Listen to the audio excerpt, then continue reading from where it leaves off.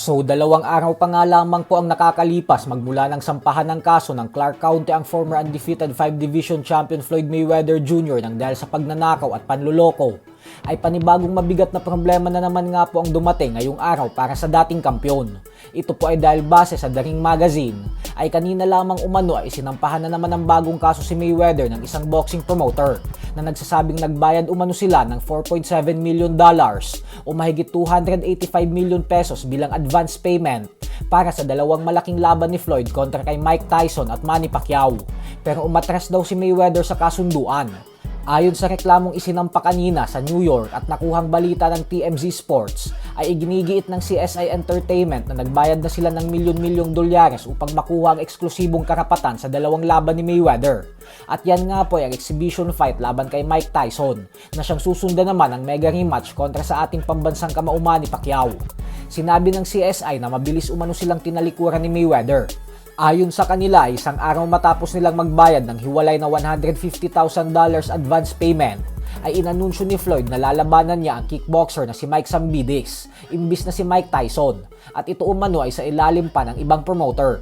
Bukod dyan ay inangkin din ng nasabing kumpanya na pasikreto pa daw na pumirma si Mayweather ng hiwalay na kasunduan sa ibang kumpanya upang maipalabas ang kanyang laban kay Pacquiao sa Netflix. Dagdag pa ng CSI na malaki na daw ang kanilang na-invest na oras at mga resources sa pagpopromote ng dalawang laban na ito. At ang pagkawala umano ng eksklusibong karapatan sa mga ito ay magdudulot sa kanila ng matinding pinsala.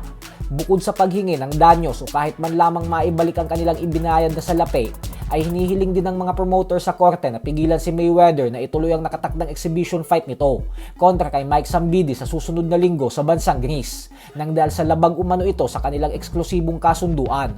Sinubukan naman ng TMZ Sports na hingiin ng panig ng mga abogado ni Mayweather patungkol dito, subalit hindi daw po ang mga ito sumasagot sa kanilang tawag. Sa kabilang banda naman mga idol ay sinabi naman nga po ng current WBO Junior Welterweight World Champion Shakur Stevenson na matagal niya na umanong sinukuan ang potensyal na mega showdown kontra kay Gervonta Tank Davis. Paliwanag ni Stevenson na sobrang sikat na daw kasi niya at isa na siyang ganap na superstar. Kaya naman hindi niya na daw kailangan panglabanan si Davis para pataasin ang kanyang pangalan at imahe sa sport ng suntukan. Sa katunayan nga daw ay mas kailangan na siya ni Davis ngayon nang dahil sa nalugmok na umano ang karera nito nang dahil sa mga kasong kinakaharap sa labas ng boxing. Basta siya umano ay hindi niya na kailangan ng laban kay Davis. Masaya na umano siya sa mga tagumpay at parangal na nakukuha at tinatamasa niya ngayon.